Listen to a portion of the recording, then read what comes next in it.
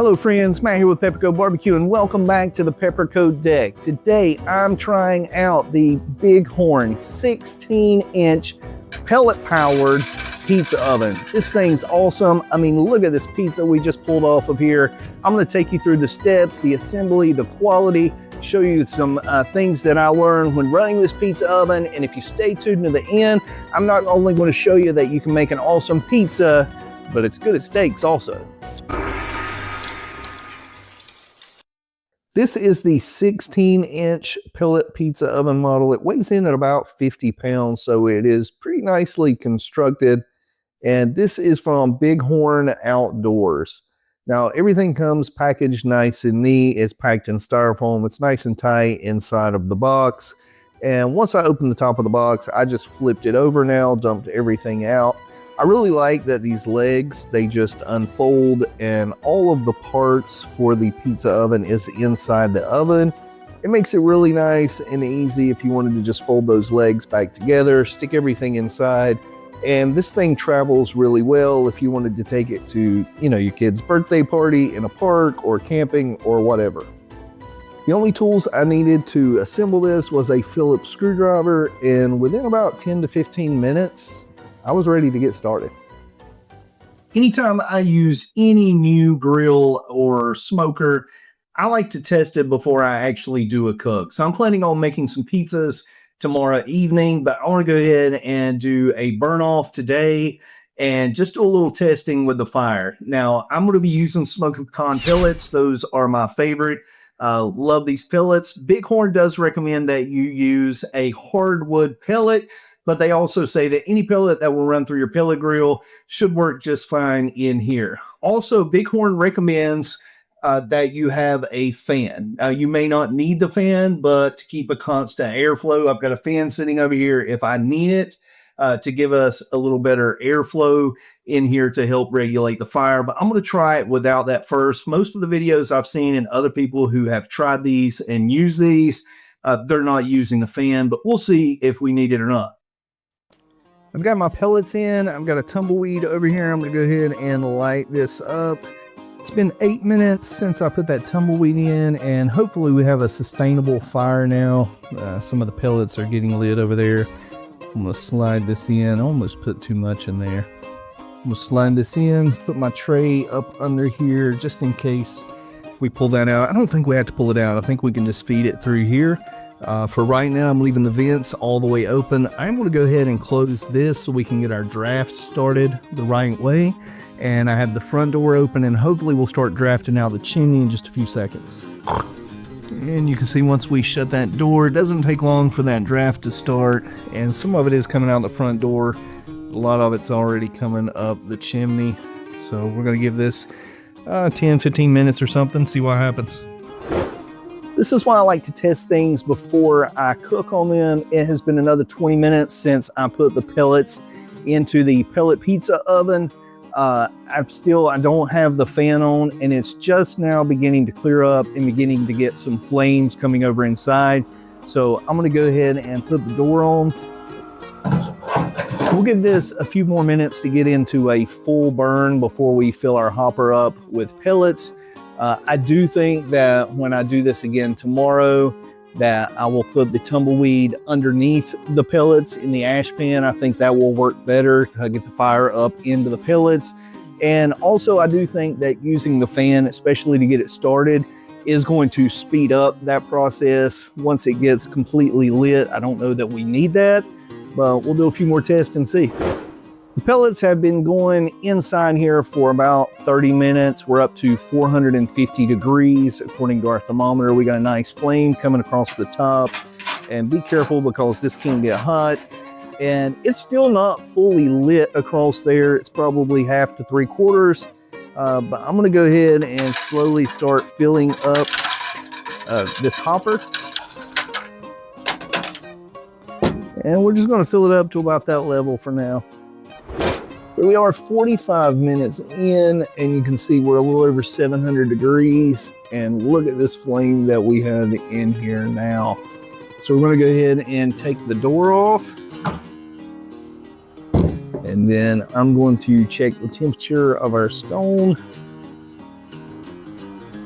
And it is showing around 700 degrees in the center. So I think that's good. That's extremely hot, I can tell you that.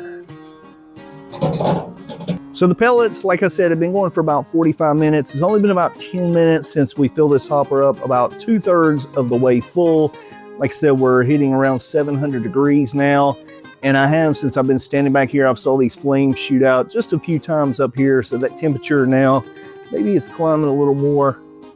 That's sitting about 750, but I'm gonna close these dampers down about halfway now here in the back and just see how long we can stay around, you know, the 700 degree mark. If it drops to 650 or even 600, I'm fine with that.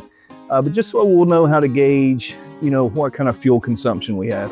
It's only been another 15 minutes and we've already dropped down to 600 degrees and you can see there's no flames coming over. So I know that we are probably about out of pellets. Yeah, I'll show you this in just a minute. But that was what, maybe 25 minutes that we got out of about 2/3 of this hopper. I think it was 3 of these little measuring devices full that they give you, these little scoopers, which really isn't a much. I mean, when you think about it, you're getting 25 minutes out of just a couple of handfuls of pellets. So it's really not that bad. And in 20 to 25 minutes, you got to think you're making pizzas in here in just a few minutes time. So I'm thinking you could get a lot of pizzas made with a very small amount of pellets. So I wouldn't be worried about the pellet consumption.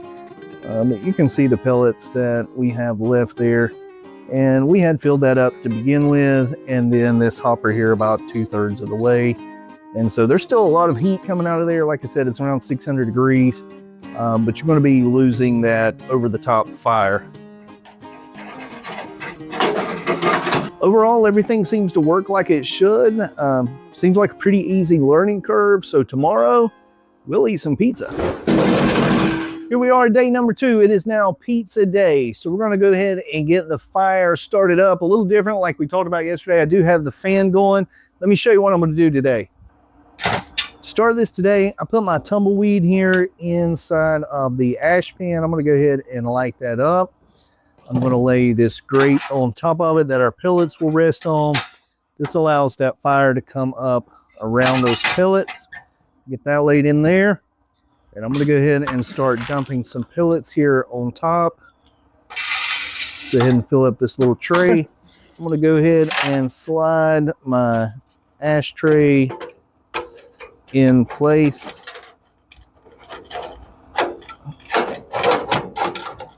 And I have the fan blowing today, so I'm getting a nice little breeze here, and that should start us up a little quicker than yesterday.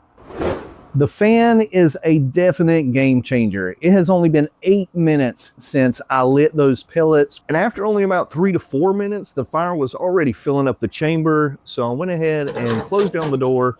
I'm gonna give it about 5 to 10 minutes now to let all of these pellets ignite that's in there.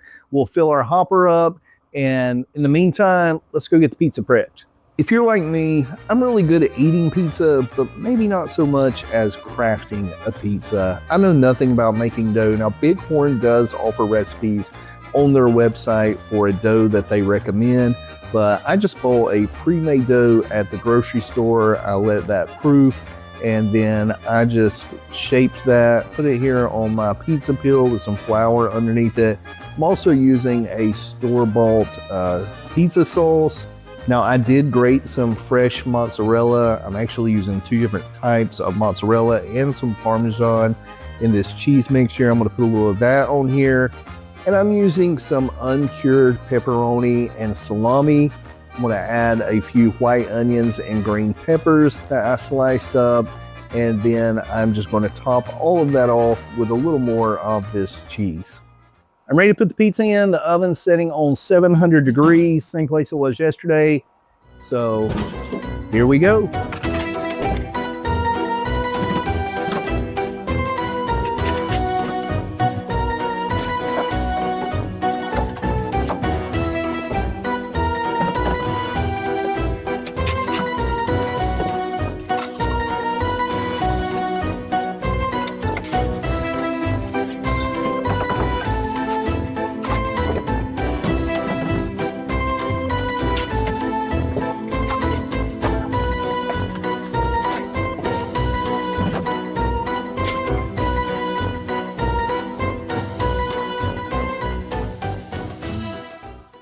That took about a total of 4 minutes, and this pizza looks absolutely incredible. Very easy to cook. Just rotated it about every 30 to 45 seconds. Looks nice and even. I'm gonna take it in the house and let it sit for about 5 minutes, and then we're gonna cut into it. So let this cool down. I just brought it back outside to try. The lighting is much better out here. Now, once the pizza oven got up to temp and I loaded it down with pellets, I just cut the fan off. So I did not use the fan during the cook, just used it to get it up to temp. That worked really good. If you just seen that little bit of smoke coming out, that's because my fire's dying out. The pellets are almost gone. But man, this pizza, wow, this looks so good, okay? You can see that that crust is nice and airy. It's got a nice brown color to it, crunchy. The bottom of it, that leopard spotting on the bottom is great. Look at this, we can give it a nice bend here. Oh man, this looks so good. But what's it taste like? Wow.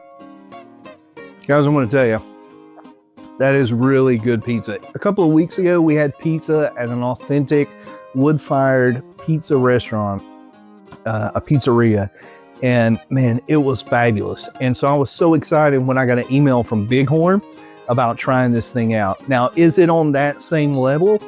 No, but that's because my pizza skills are not on that level.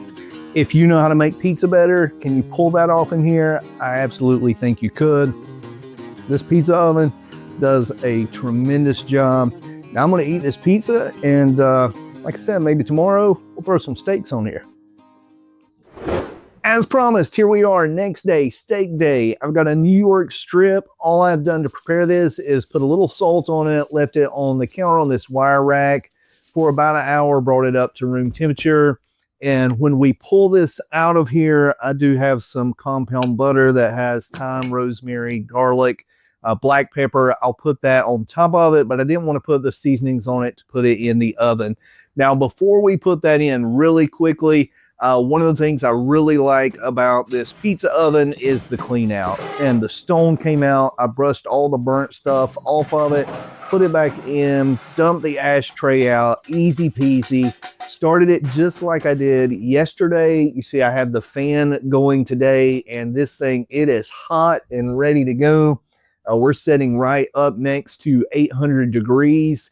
I have a cast iron pan that I have setting in here. This thing's only been going for about 20 minutes. So if you want to get up to temp fast, then I really recommend using the fan. I'm going to put just a little bit of avocado oil on top of the steak. It's a high heat oil. I have no oil on the pan because I didn't want that to burn. And then we'll get it in the oven.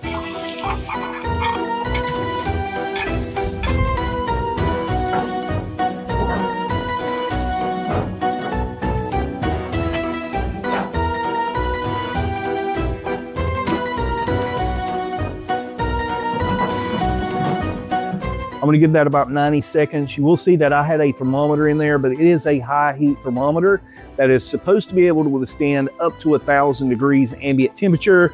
So if you use a thermometer inside your oven, be careful what kind you use. Make sure it can stand the heat.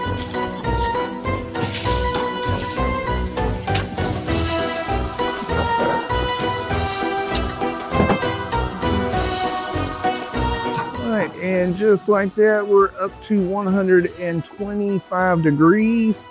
We'll pull this out and lay it back here on our wire rack. But look at that sear on that steak. That went really quick. That was about 3 minutes. The steak turned out incredible. Beautiful crust on the outside of this steak. Now, I did let it go just a little long. I pulled it at 125. By the time I got the camera set up, got it out, it was probably 130, and it topped out at 153. So should have pulled it out maybe 10 degrees sooner, but you can see now it's about a medium well. It's still nice and juicy. I have that compound butter on here that I had mixed up earlier. I've given that just a little bit of time to marinate into the steak, but now let's give it a try.